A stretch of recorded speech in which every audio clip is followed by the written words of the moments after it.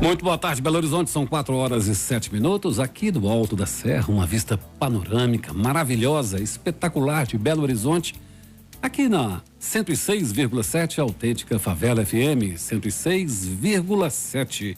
Você acompanha todas as quintas-feiras, às 4h da tarde, o programa Educação é para Todos, que tem os trabalhos técnicos do Rony de Souza, coordenação do professor Cláudio Magalhães, supervisão do Marcelo Avelino. E você pode participar aqui pelo 996611067, mande a sua mensagem de texto, mande a sua mensagem de voz, porque hoje nós vamos conversar com a professora Flávia Rezende. Muito bem, olha só, gente, o Brasil enfrenta no século XXI uma tragédia que até então ela era restrita aos Estados Unidos, que é a violência enquanto massacre nas escolas.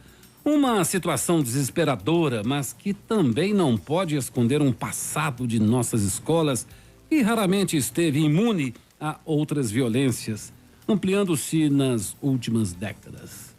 Porque o ambiente que deveria ser de congregação, de conhecimento e acolhimento, caminhou para esse momento. Melhor, o que podemos fazer para reverter essa situação?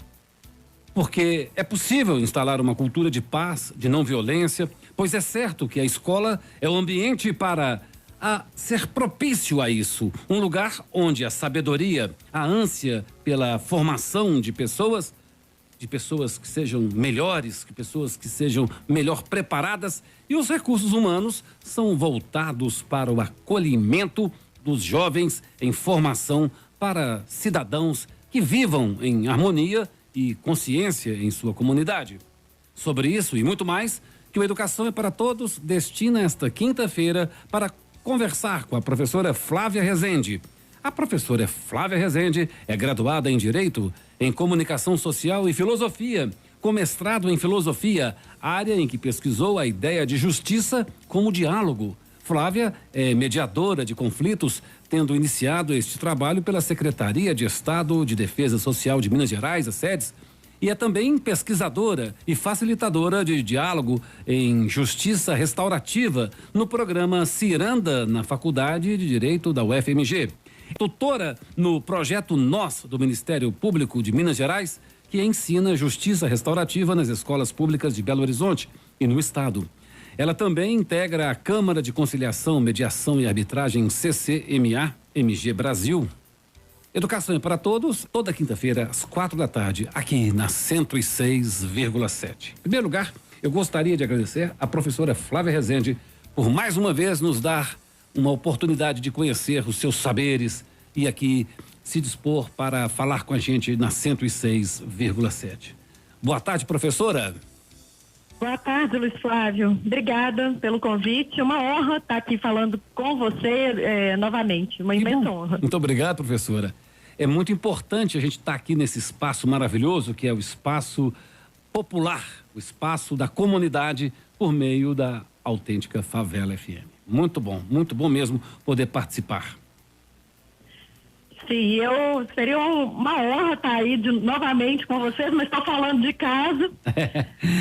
Da semana passada, a senhora esteve aqui e muito bem falou sobre mediação, conflito e arbitragem com o professor Carlos, né? E a gente teve, e Beatriz também, a gente pôde conhecer um pouco mais sobre a seara do direito na questão dos direitos humanos e na questão cidadã. É muito legal, né, professor? A gente poder estar aqui de volta e falar sobre assuntos que são tão importantes para a comunidade, esse povo que precisa de ter cada dia mais informação, mais conhecimento, né? Então, eu acho que é um momento muito importante. Exatamente. Hoje eu vou falar do tema que eu mais adoro, que é sobre educação, né? Então, estou muito feliz de estar aí com você. Todas as quintas-feiras nós falamos aqui sobre educação, né? Sempre um tema relevante da educação e a gente traz um especialista para poder nos ensinar. E dessa vez nós estamos com a medalha de ouro, que é a professora Flávia Rezende. E para isso eu vou fazer uma pergunta: como olhar para essas tragédias e fatores que geram o aumento dessas violências extremas nas escolas? Então, Luiz Flávio, eu acho que a gente precisa, cada dia eu tenho mais certeza, nós precisamos olhar para qualquer violência como um pedido de ajuda. Existe um livro chamado A Cura do Trauma, de uma pesquisadora, Caroline Yoder. É um livro estrangeiro, mas que ela diz que toda dor não transformada é transferida. Então, tudo aquilo que a gente vive em termos de trauma, trauma causado pela vida em condições abusivas e inseguras, e é isso que nossos jovens no Brasil, não só no Brasil, no mundo, né? Esse fenômeno, ele não restringe de violência na escola ao Brasil, mas é mundial. Então, traumas causados pela vida em condições abusivas e inseguras, que são contínuas, né? E se arrastam por muito tempo, vão gerando traumas cumulativos, continuados, crônicos, plurais, múltiplos, né? E esses jovens acabam transferindo essa dor em forma de violência, que pode ser para o outro, mas também para eles mesmos. Olha, professora, a gente quando pensa aí na forma do estresse pós-traumático, como a senhora falou, a gente não cuidar disso, a gente vai potencializar, vai aumentar isso daí, não é verdade? Exatamente. E a gente tem uma tendência a achar que traumas são eventos muito fortes.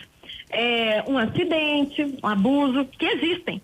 Mas podem ser traumas causados pela nossa violência estrutural. E o que eu chamo de violência estrutural? O racismo, né, o sexismo, essa desigualdade entre homens e mulheres, essa desigualdade econômica, que o nosso país é um dos maiores do mundo. Eu não me senti valorizado, cuidado, nem em casa e nem numa sociedade que não me cuida. Importante saber disso, né, professora? Porque, olha, não é só esse tipo de violência, né, mais midiáticas e mais sensacionalistas que aparecem aí explodindo nos meios de comunicação, que a escola sofre, não. O Brasil, nesses tipos de violência, ele tem um histórico incrível, né? E poderia nos dizer, assim, quais são os tipos de violência nas escolas mais recorrentes e o que mais incomoda a você? Que mais me incomoda? Eu vou te falar a verdade, Luiz Flávio, meu xará, que qualquer violência na escola me incomoda. Então, quando você me faz essa pergunta, hoje eu estava pensando em violência, me veio a fala de uma menina numa escola que não era de baixa renda, não era, mas de uma menina numa escola de pessoas de posses, né? Vou dizer posses financeiras, né? Falando assim, professora, mas tudo que eu falo com meu pai, ele não me escuta, ele sempre dá razão para minha madrasta. Então, isso é um tipo de violência dessa criança que não se sente escutada nesse ambiente doméstico. Então, qualquer violência desse tipo me assusta e eu acho que ela precisa ser olhada e escutada. Isso não é um detalhe. Outra coisa, né? E você diz, o que mais me assusta? Me assusta também a falta de tempo dos professores, a falta de salários dignos. Nós vivemos, então, numa sociedade que gasta milhões em defesa e quase nada em conhecimento, em autoconhecimento menos ainda. Me assusta a situação dos professores. Eu sou professora, então posso falar disso, de conhecimento de causa, a falta de tempo, as grandes exigências, os salários baixos, né?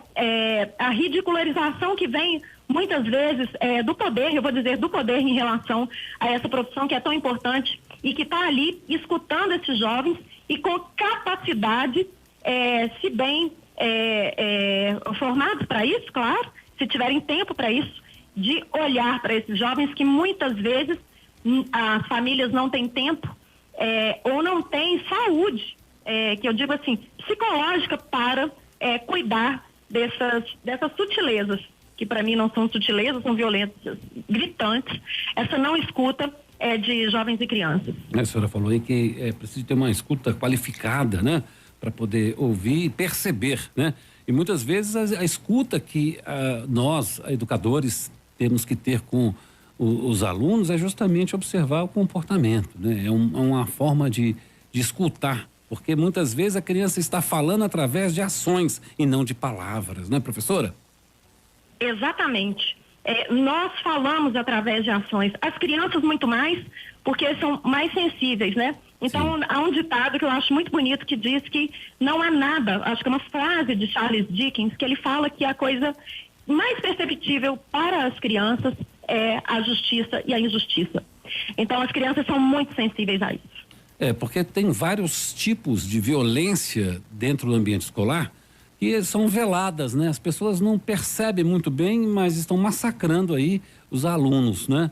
E a senhora pode nos dar exemplos de comportamentos que são feitos e são negligenciados pelos gestores educacionais?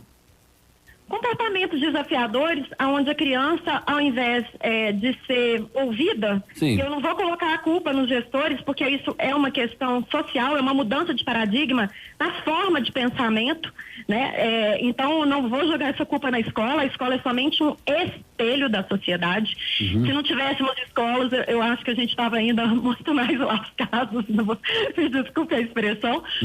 Então, a escola é uma instituição que ainda ouve muito, que dialoga muito, mas a gente precisa também desmistificar o que vem a ser esse diálogo, né? Esse diálogo, ele não adianta ouvir a criança e depois impingir a ela um castigo com humilhação, vergonha, culpa.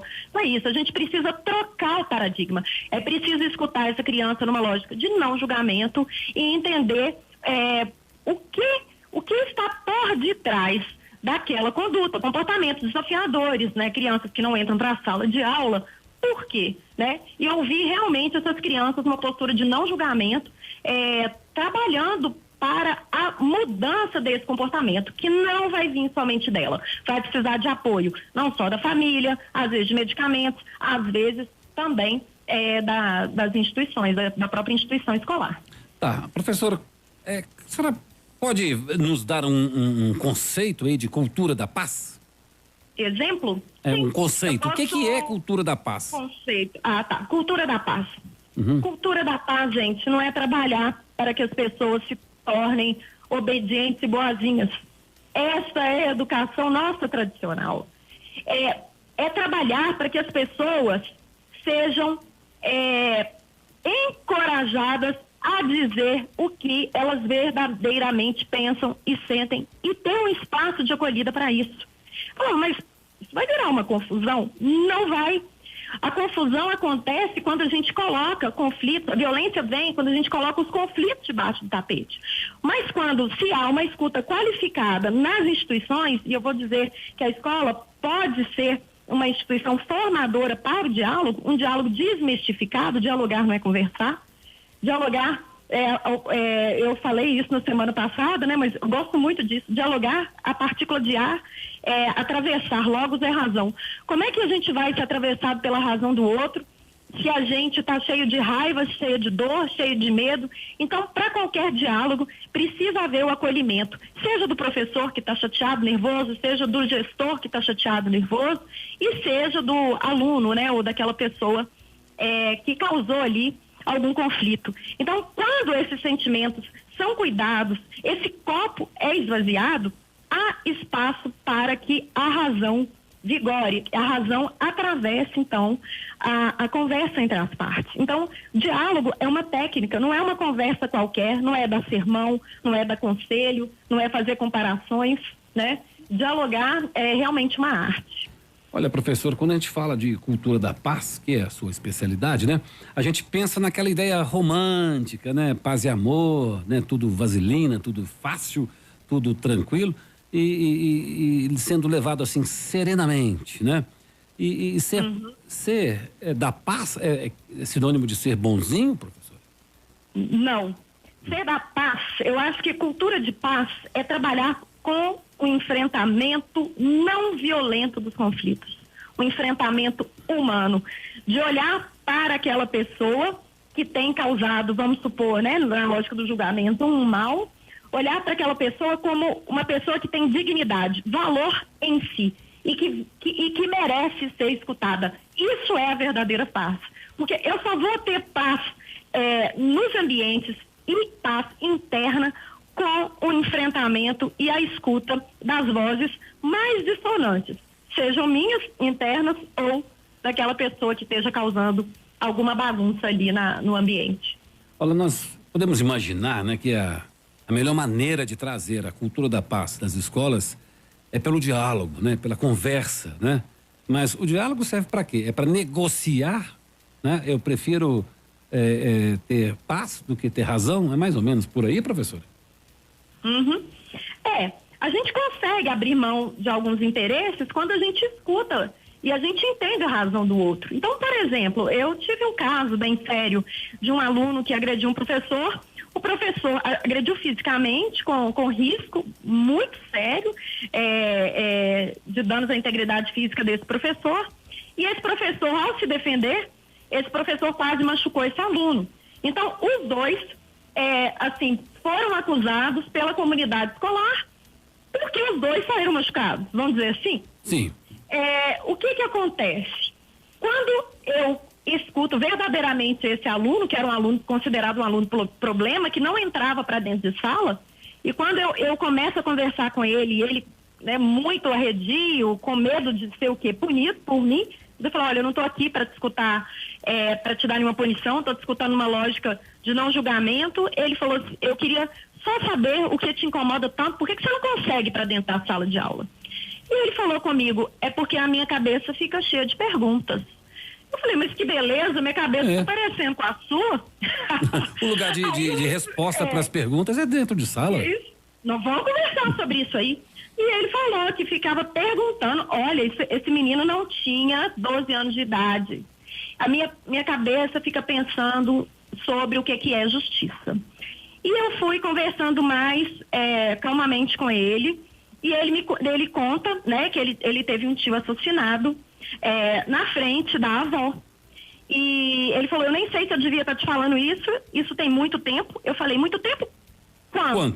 Quanto? Ele disse 6 meses. Bom, gente, 6 meses. E eu fico me perguntando por que isso aconteceu. E eu falei, você não disse isso para ninguém? Não, ele ficou com isso guardado. Esse trauma na cabeça dele, né? Ele sem saber o que fazer, entre outras coisas, me contou a violência que é ser negro nesse país, sim, né? Luiz Flávio, não é brincadeira, né? Na comunidade onde ele morava. E eu falei, e é por causa disso que você não consegue entrar para dentro de sala? E ele falou, é por causa disso. Não estou romantizando, um diálogo muito forte com esse garoto e que tinha agredido esse professor, né? E aí, o que acontece? Ele foi entrar na sala dos professores, tomar o café e adentrou no meio de uma reunião. Esse professor foi dizer, olha, esse aqui não é seu espaço. Esse menino, como eu disse para você, estava cheio até o último copo, né? Ele estava cheio, ele não aguentava escutar nenhuma palavra. O copo estava cheio de dor, né? E ele não escutou muito bem o que o professor ia dizer e agrediu esse professor, né? O professor, na ânsia de se defender, acabou machucando o aluno. E quando eu vou escutar esse professor, a tampa dele, vamos dizer assim, também estava cheia, né? Esse professor trabalhava numa comunidade, a mulher era contra, ele teve um caso de assassinato na família. Olha onde esses dois personagens se encontram. E ele ia trabalhar muito a contragosto da sua família nessa escola, então escutava muita coisa quando saía de casa. Você tem que voltar vivo. Por quê? Porque o sogro dele tinha morrido assassinado.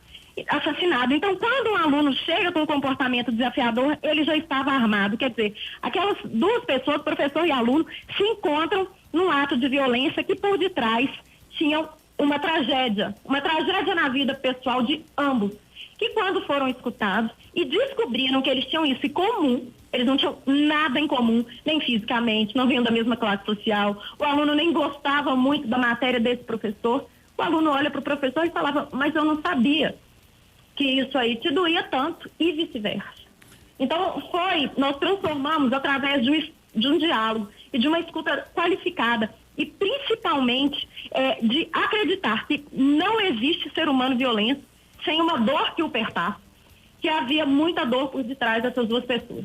E nós conseguimos ali que eles, eu não vou falar em perdão, mas que eles compreendessem, que eles se entendessem e construíssem outras formas desse garoto estar nessa escola, nessa comunidade. Isso resolveu do dia para a noite? Não. As dores são muitas, né?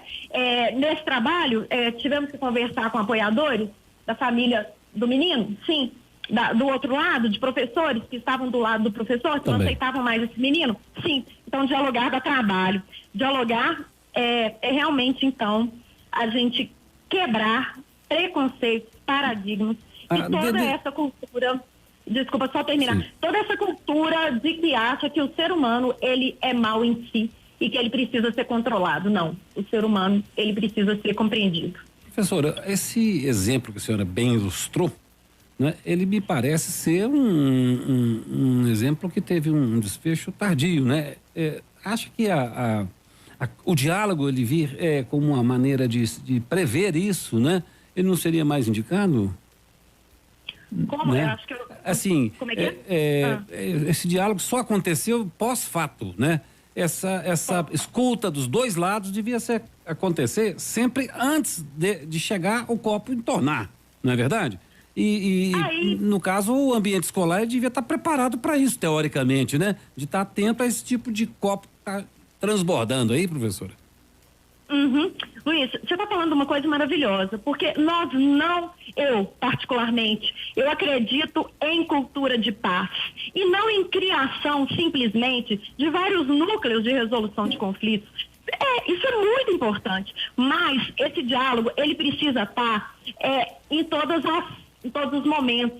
Durante aquele professor que chegou com febre, isso é um fato real, para dar uma aula, foi super mal educado com o aluno. Eu estava, nesse dia, trabalhando com professores e alunos com uma oficina de comunicação não violenta. Uhum. Esse professor foi super grosseiro com o aluno na hora. E eu, ao invés de, rechaçar essa violência do professor, eu fui escutá-lo. Esse professor estava com 40 graus de febre. Ele falou, e olha, que são 7 horas da manhã e eu preciso da aula até as 22 horas. Quando o aluno escutou isso, ele falou, desculpa, professor, me perdoa, professor. Né? Então, assim, a importância da cultura e não simplesmente da gente estar lá para apagar fogo. Então, a cultura de paz envolve um treinamento, investimento da escola, de profissionais capacitados para isso. Professores também, mas não somente eles, porque seria jogar mais carga nos ombros dos professores. Então, é preciso que tenham na escola profissionais capacitados para isso, né? Com o ouvido afiado aí para poder ouvir. Exatamente. Porque senão a gente joga mais coisas no ombro da escola, sendo que a escola é simplesmente um reflexo da sociedade. Professora, mas veja bem, a Joyce aqui do bairro Nazaré, ela está perguntando que ela gostaria de saber qual que é o reflexo do ensino da justiça restaurativa nas escolas públicas. Quer dizer, a gente está pensando aqui nessa escuta, na mediação desses conflitos, professora? Exatamente. A gente está falando de mudar o paradigma, a gente precisa mudar profundamente. Primeiro, deixar de acreditar que o ser humano é essencialmente mau. Sair daquela lógica, vamos falar assim, robesiana, de Thomas Hobbes, que fala que o homem é o lobo do homem. Sair desse paradigma de medo, porque o outro, embora nos cause medo, ele é a nossa grande possibilidade de felicidade. Eu só sou professora porque existem alunos. Né? Então, o outro é a grande possibilidade de felicidade. Só existe produto se existe mercado, não é verdade? Exatamente. Então, olhar... O Hobbes está muito certo, né, professora? Que o homem é lobo do homem ou não? Eu acho que isso aí já está um pouco superado, não? Como é que é? Thomas Hobbes, quando fala que o homem é o lobo do homem, é uma leitura que não está muito atualizada, né? Não sei. Eu acho que a gente vive numa sociedade de muito medo, de muitas armas. Entendi. Nós investimos muito em defesa e pouco no conhecimento, no autoconhecimento, na escuta. Então, pouco na educação, a gente pouco na dignidade humana, e eu acho que não está ultrapassado, não. Filosoficamente, não sei se a filosofia, ela traz seus clássicos. Eu acho que a gente pode se servir deles em todas as épocas. Mas deveria estar, viu, ô Luiz Flávio? Eu ia adorar que estivesse. Eu acho que não. Pois mas tem muito. É minha mera opinião. Estamos aqui para dialogar. Tá certo, né? Agora, como que nós podemos enganjar toda a comunidade escolar para a cultura de paz, né? Como pode ter esse engajamento da comunidade, dos professores, do corpo docente, os servidores do ambiente escolar, a comunidade, as pessoas que atuam ali no meio, no entorno da escola. Como é que a gente pode trazer as pessoas para além dos muros e para dentro da escola? É isso. Assim, eu penso, quando a gente fala em cultura de paz, é sensibilizar. É sensibilizar e formar aqueles que estão mais interessados, sem imposição. Então, é sensibilizar. Se o pai está interessado em trabalhar essas ferramentas de diálogo, que sejam trabalhadas com os pais interessados, com os professores interessados, com a bibliotecária, com a moça da cantina, com o porteiro, né? Com gestores da escola. É sensibilizar a comunidade escolar, e eu vou falar que é sensibilizar todo mundo, adolescentes, né, crianças, sensibilizar para ferramentas de diálogos, para entenderem seus sentimentos, né? Eu estou sentindo raiva, e aprender a ter coragem, autenticidade de falar deles, porque enquanto a gente não falar, a gente jogar isso tudo para debaixo do tapete, os nossos sentimentos, as nossas dores, elas vão vir em forma de violência. Então, para mim, é sensibilizar toda a comunidade escolar, claro, pessoas interessadas, não dá para fazer diálogo através de imposição, e aí formar aqueles que se encantarem mais por esse caminho, como um dia eu fui encantada. É um caminho longo, né, professora? Cheio de obstáculos, né? Mas a gente tem que vencer isso daí, porque não é possível. A gente está no século já moderno, né? Onde que as relações de comunicação, principalmente, elas são muito avançadas, né? E isso está falando de diálogo, e no momento que a comunicação está avançada, não me parece muito coerente uma coisa com a outra, não? Não é coerente, porque nós estamos avançados em tecnologia, né? Tecnologia, tô aqui te vendo, Luiz Flávio, pelo YouTube. Eu tô aqui conversando com você e te vendo, nós estamos avançados demais, mas nós não estamos avançados na dimensão humana. E é isso, Heidegger, né, um filósofo, então, fala que é preciso ter coragem para dizer sempre a mesma coisa. Então, assim, essa história de educação, paideia, formação do ser humano, ela está aí na literatura, ela está aí na filosofia há quantos mil anos? Nós precisamos olhar para isso. O autoconhecimento, né, nas religiões orientais e nas próprias discursos religiosos nossos, está aí há quanto tempo essa questão humana, então, gritando. Nós estamos precisando o quê? De humanismo, né? Técnica. A gente não vai voar, o ser humano não vai voar com uma asa só, que é a asa da técnica. Nós precisamos de uma espécie de arte, né? A arte que é essa coisa de fazer-se a si mesmo, de se autoconhecer e de se aceitar e aceitar o outro. Eu acho que é aí nosso grande gargalo, a nossa grande falta. É muito difícil para a gente compreender o espaço, o espaço escolar, né? Num ambiente como hoje, levando em consideração que os próprios pais dessas crianças que estão hoje, muitos deles, não tiveram oportunidade de ter a formação necessária para compreender isso e educar os seus filhos. Quer dizer, como lidar num ambiente conflituoso, onde que os próprios pais, eles não têm uma referência adequada, vamos dizer assim, não tiveram oportunidade de ter essa orientação para poder retribuir aos filhos. Quer dizer, o papel da escola, ele tem que ir além dessa relação conflituosa e mediar esses conflitos, né? Porque esse problema desse rapaz que a senhora contou, me parece que ele devia, teoricamente, ser resolvido primeiro dentro de casa e não na escola, né? Agora, essa responsabilidade do ambiente escolar, ou essa responsabilidade é de todos?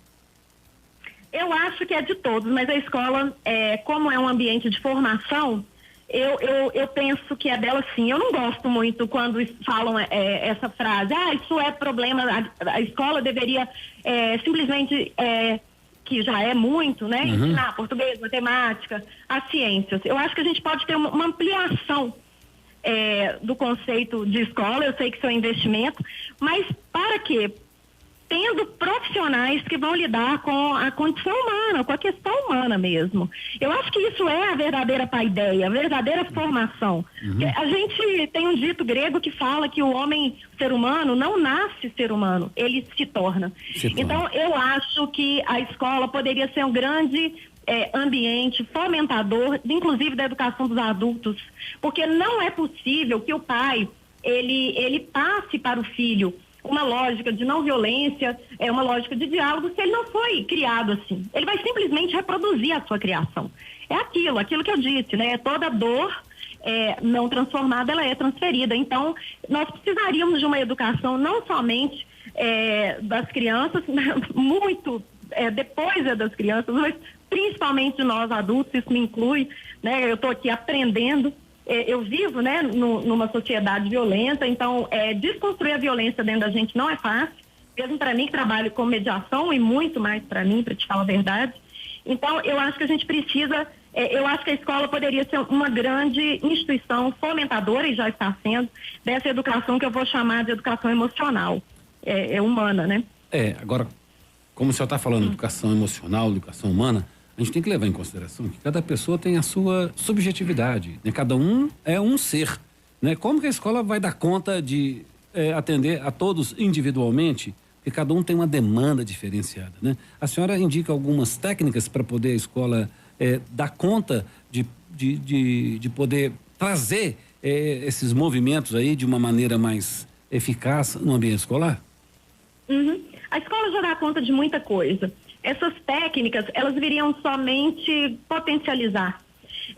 Então, assim, técnicas então, de mediação de conflitos, a própria justiça restaurativa, que é uma mudança de olhar para os conflitos, que começa a enxergar os conflitos não como tragédias, mas como oportunidade de transformação das pessoas, né, envolvidas em controvérsias. E aí a justiça restaurativa, ela usa de técnicas de diálogos, de círculos de paz, aonde há momentos aonde pode se sentar membros da comunidade escolar, então pode ser professor junto com aluno, junto com gestor, ali todo mundo perde o rótulo, está todo mundo ali na sua condição humana, para falar das dores, para falar do racismo, para falar dessa volta da pandemia.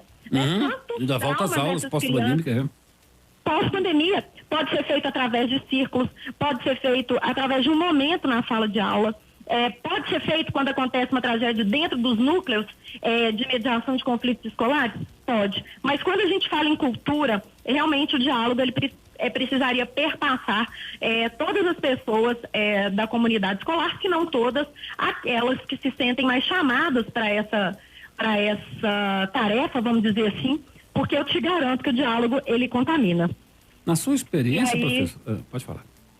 E aí a gente não é contaminado só pelas coisas ruins, né? Como foi aquele vírus mortal. A gente é contaminado pelas coisas boas também.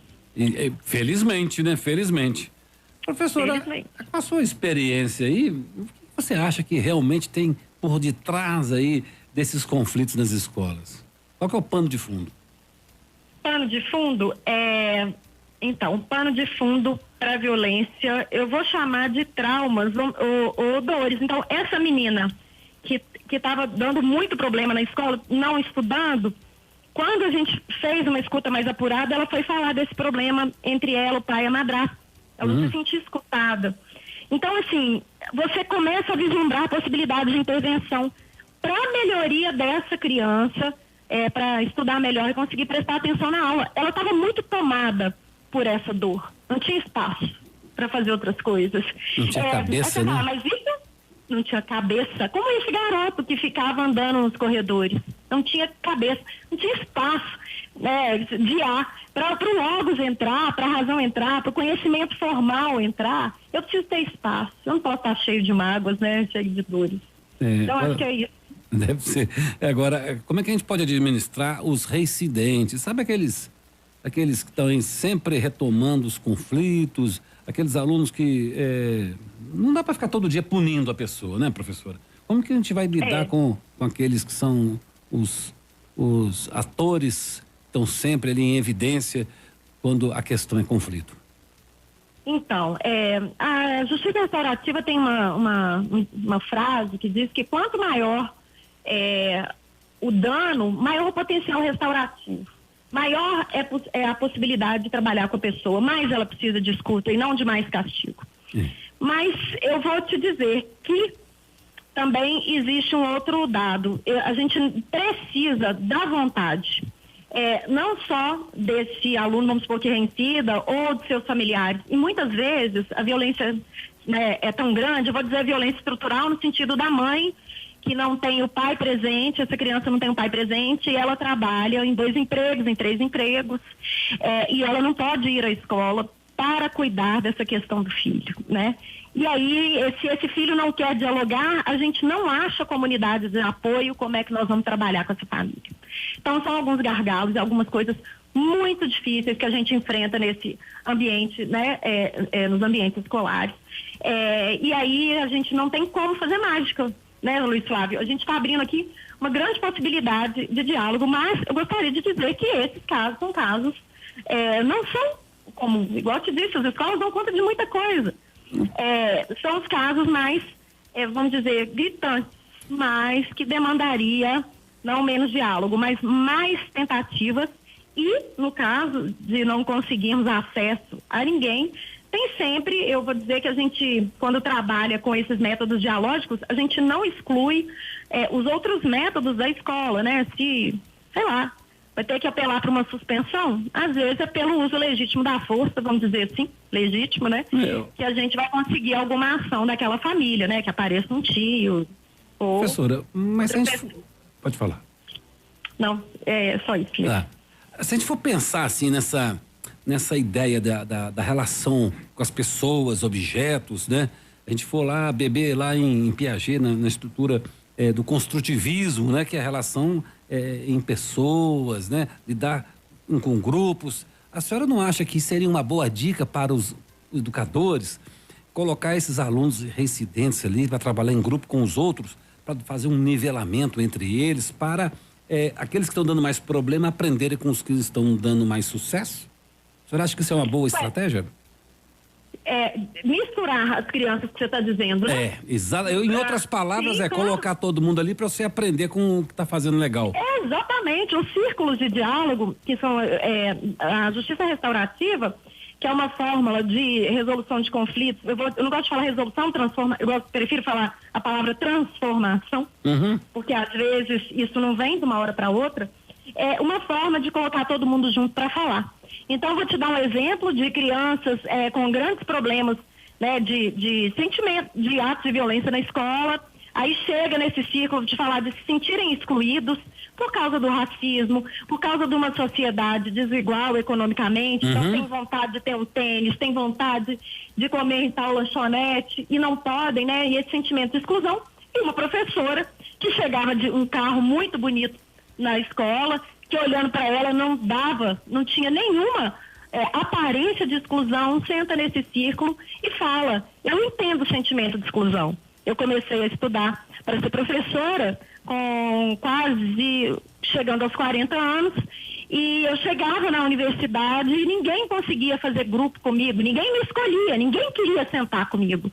Enquanto os alunos ficaram interessados na história dos professores. Então, peraí, não é só comigo, não. Esses sentimentos são humanos e universais? São. E o que a gente pode fazer com isso? Isso gera empatia, isso gera coesão, isso gera comunidade. E isso gera um ambiente onde a gente esteja trabalhando com seres humanos, né? Ambiente mais empático. Pois é, você falou em um ambiente mais empático, né?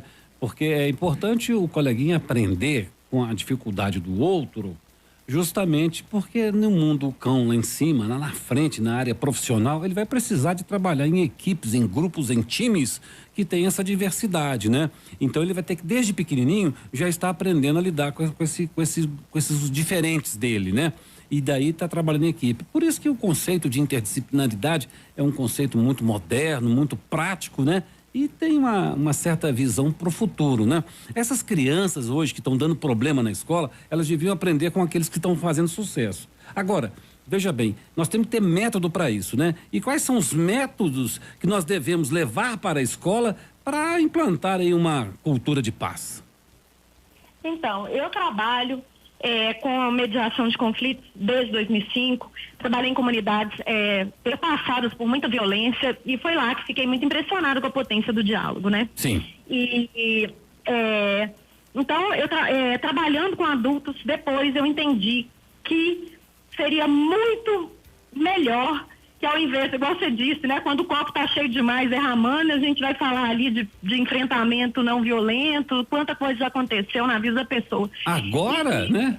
Agora que você me fala coisa, isso, né? Aí é tão difícil, né? Então, essa desconstrução. E para que ter que desconstruir tanto se a gente pode construir, Luiz Cláudio? Com boa vontade, com mudança de paradigmas. Olha, a pedagogia, ela gosta muito de modismo, né? de nomes, de termos, de estruturas, inclusive de comportamento, de técnicas novas, né?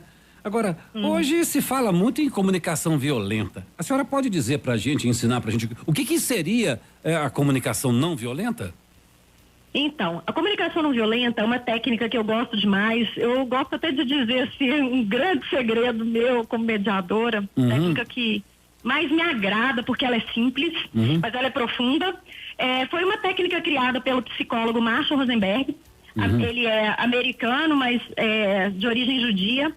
E que ele começou a dizer que ele tem um paradigma que eu acho sensacional, que ele fala que por detrás de todo ato trágico há necessidades humanas não atendidas. Essas necessidades podem ser necessidades concretas, então transporte público, comida e todas essas questões assim da dignidade, né? Mas concretas mesmo, de ter comida em casa, de ter horário de lazer, de descanso. Quantas crianças não têm acesso a uma praça, né? Isso é verdade, na nossa cidade. É um lugar para descansar os olhos e ter uma visão de harmonia que a natureza muitas vezes proporciona.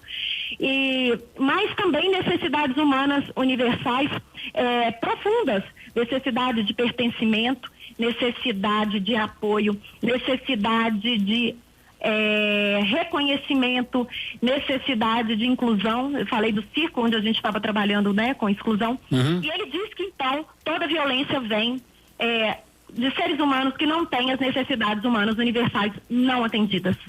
Todo mundo precisa disso. Eu vou parafrasear o Titã. A gente não quer só comida, a gente quer comida, diversão, trabalho e diversão, é verdade. A gente quer saída para qualquer parte. Né? E isso, eu acho que a gente está numa sociedade falha em promover isso para os seres humanos. Com certeza, professora, nós estamos numa sociedade que está muito dinâmica, muito rápida, né? Os jovens, principalmente, eles têm muita pressa, querem tudo imediato, querem estar conversando, mas eles também não querem muito obedecer, não. É ficar ali, fazendo o que gosta, né? É muito mais confortável ficar no meu joguinho aqui, que é mais interessante eu ficar conversando com meus grupos de amigos, ficar no TikTok, do que pegar um livro e ler, né? O livro, às vezes, tem uma leitura densa, que exige um esforço para aprender. Como é que a gente pode equilibrar esse sentido para que a criança se sinta mais à vontade para poder conversar dentro da escola? Porque essa é uma coisa que cada vez vai ficando mais distante, ou não? Eu acho que precisa dessa lógica real de não julgamento em relação ao que as crianças falam. Porque se as crianças, ao dizerem a verdade, elas tomarem um castigo, elas vão ter medo de conversar com os adultos. Então a gente até fala de uma coisa que se chama adultismo. É a gente querer impor nossa visão de mundo para as crianças, né?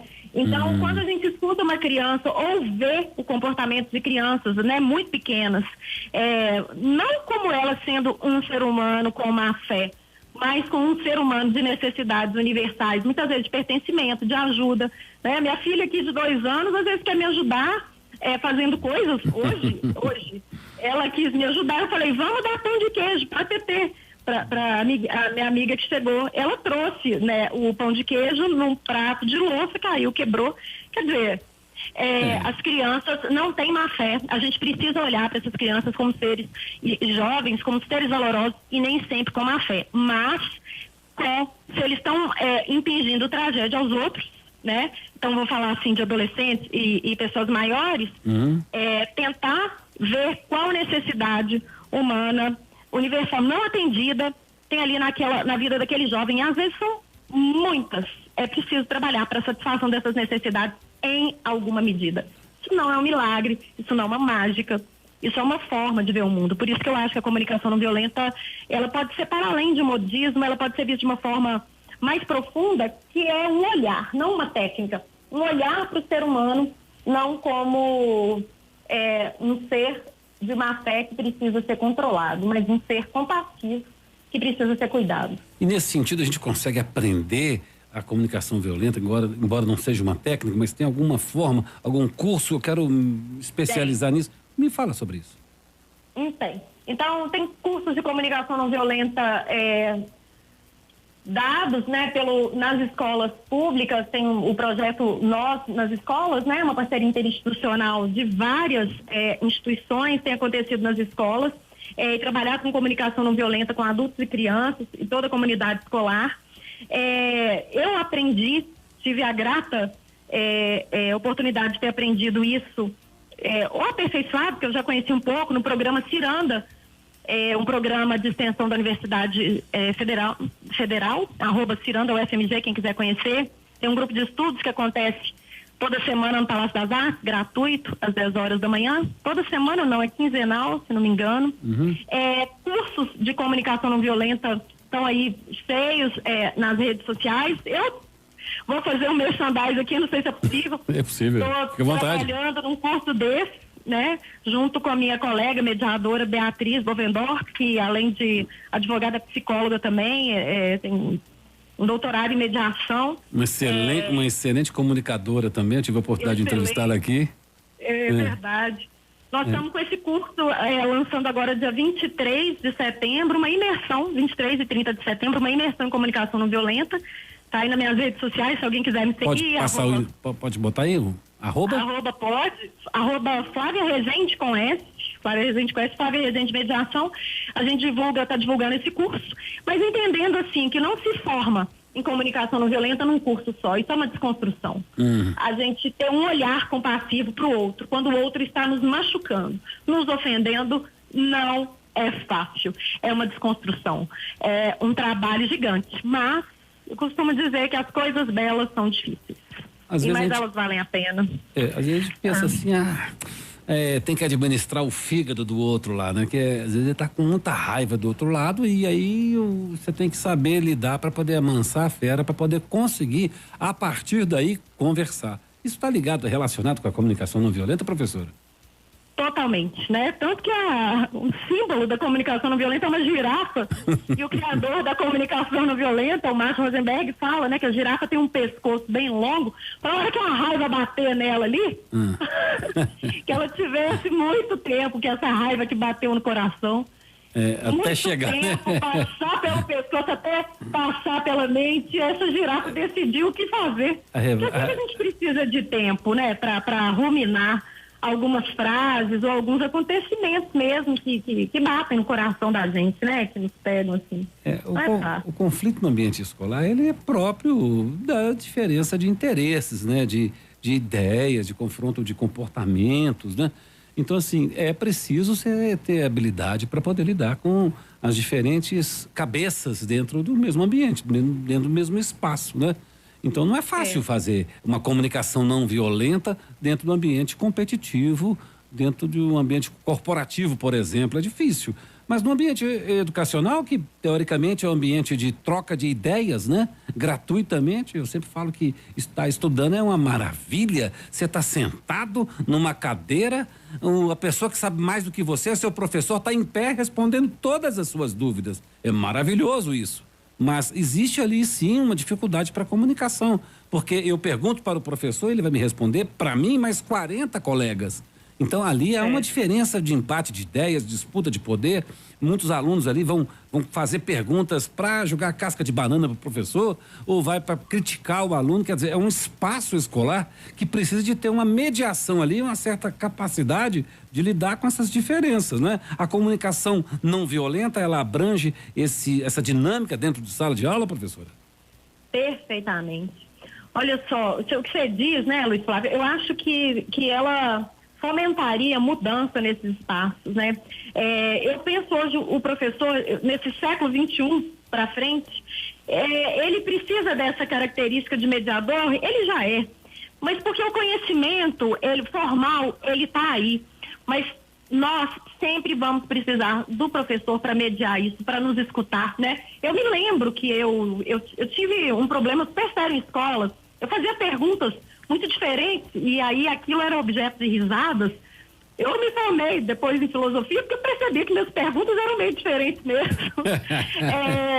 Eu comecei a esconder muito, a ter vergonha e medo das minhas perguntas. Eu fui fazer filosofia até tardiamente na minha vida. Você virou objeto de chacota, né? Ali na escola. Eu acho que um professor que acolha essa pergunta, ou para essa diferença desse aluno, estou falando de mim, que poderia, então, até encorajar outros alunos que talvez tivessem perguntas guardadas também, né? E para isso, essas técnicas de diálogo, de mediação, de olhar esse aluno para além daquilo que apresenta, então não é, esse menino chato que só pergunta coisa a hora que eu estou terminando a aula, sair dos rótulos, sair da aparência, né? Para ir atrás da essência, né? De ver que não importa o que esse aluno esteja fazendo, ele é um ser de valor, de dignidade. Às vezes, as crianças mais conflituosas, mais problemáticas, elas estão trazendo ali a novidade. E o professor tem que saber mediar isso também, né, professora? Tem que saber equilibrar dentro de sala de aula a oportunidade para os outros. Porque tem sempre aqueles 3 que participam em todas as aulas, com todas as perguntas, tomando a vez aí do aquele mais tímidozinho que está ali. O professor tem que aprender a lidar com essas questões. Não é que te coibir o outro a falar, mas é que dá espaço para os outros falarem também, não é não? Perfeito, Luiz. Mas aí ele vai entender se esse moço, essa criança está tomando toda a atenção na aula, o que é que ela está precisando? Vamos de novo em Márcia Rosenberg. Qualquer pessoa que faça um ato trágico, que esteja trágico no sentido assim, de estar incomodando, né? O que ela pode estar por detrás? Necessidades humanas, afetivas, profundas. Então, necessidade de conexão, de consideração, de segurança emocional, de afeição, de amor, está atrapalhando. Mas por detrás da fumaça tem fogo. Entre as linhas ali, né? Tem que saber o que está acontecendo. Desconfiar disso, o que está por detrás, né? Desse comportamento repetitivo e muitas vezes danoso, até a condução da aula pelo professor, né? Que vem dessa pessoa. Professor, nós temos muito que aprender ainda. Nós estamos num espaço escolar que não para de ser um espaço que tem sempre coisas para aprender. É inesgotável o ambiente escolar, né? Olha, ok, eu sou aluno, professor, diretora da escola, mães e pais, e estamos muito interessados em implantar uma cultura da paz na nossa escola. Por onde começamos? Tem cursos e entidades que podem ajudar? Tem entidades que podem ajudar, professora? Sim, eu vou falar do programa Ciranda, né? Justiça Restaurativa, foi criado na Faculdade de Direito, mas ele tem extensionistas, né? Alunos e jovens de todas as áreas, todos mas de muitas áreas do conhecimento. Então, não é um programa do direito, né? É um programa de justiça, e eu entendo justiça como cuidado das relações, então de pessoas interessadas em cuidar das relações. Então, o programa Ciranda, @Ciranda UFMG, como eu disse para vocês, tem um grupo de estudos que é gratuito, que vai trabalhar com a justiça restaurativa no ambiente Ciranda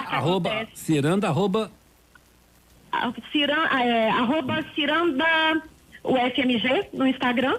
Tem a página na internet, sim. Ciranda, www.ciranda.ufmg, tem que deixar eu ver aqui, que é um programa de extensão que trabalha com justiça restaurativa no ambiente escolar. Como disse, eu faço parte, né, do programa nosso de justiça restaurativa nas escolas, que é um programa estadual e municipal, né, mas já nas escolas públicas, e também estou ligada à CCMA-MZ Brasil, que é por ela que nós estamos promovendo esse curso de comunicação não violenta, que é destinado para vários públicos. A comunicação perpassa todas as pessoas, todas as profissões, então professores, gestores, não só na seara da educação, né, mas pais, pessoas interessadas em se comunicar melhor e trabalhar com diálogo nessa lógica de ser autêntico, não bonzinhos, né, de trabalhar com uma educação não para obediência, mas para o entendimento, para compreensão. Então, são algumas instituições que estão investindo nisso. A página do Ciranda cirandadireitoufmg.br, e a CCMA-MG Brasil, nossa Câmara de Mediação, que fica aqui na Floresta, com a qual eu tenho orgulho de fazer parte, que tem um projeto, então, de justiça restaurativa e de mediação de conflitos para as escolas particulares, né? CCMA? E a MG Brasil. MG Brasil, tudo junto. Isso. Deixa eu ver aqui no Skype. MG Brasil, mas é isso, CCMA, MG Brasil, essa Câmara também, que é por lá que a gente está fazendo esse curso de comunicação não violenta, essa imersão, né?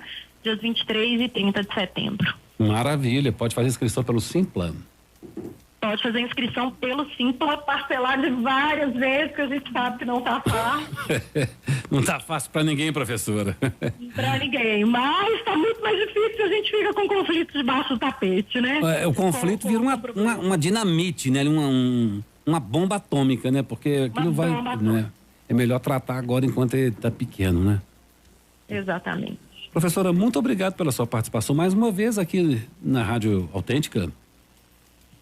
Sim, oi, perdão. Muito obrigado pela sua participação mais uma vez aqui na programação da rádio. Alegria, você não tem, é uma alegria estar com você, foi uma alegria ter estado aí presencialmente na semana passada. Que bacana, foi um momento muito feliz, inclusive. Comunidade, eu acho de uma beleza tremenda, a vista, as casas, a disposição das casas, trabalhei muitos anos em comunidade e assim, é uma alegria para mim, a cultura. É muito. Como é uma alegria muito grande para mim também estar aqui semanalmente, tratando aqui sobre os temas relativos aí à educação, na educação para todos. Foi uma oportunidade boa também falar sobre direitos humanos e cidadania com a senhora, com a doutora Beatriz, com o doutor Carlos também.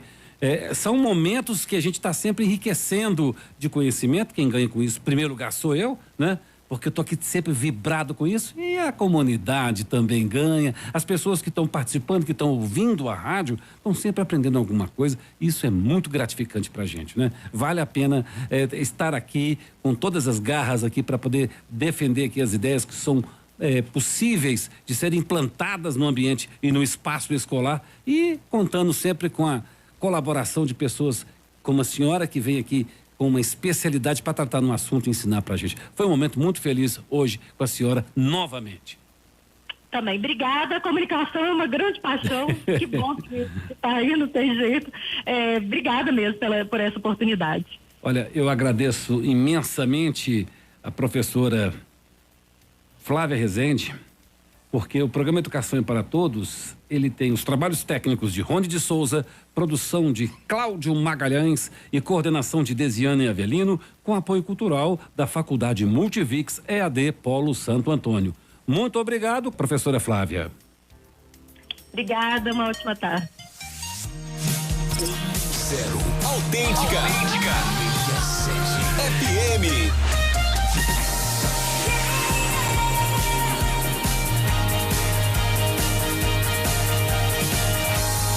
Sempre ao seu lado. Autêntica FM.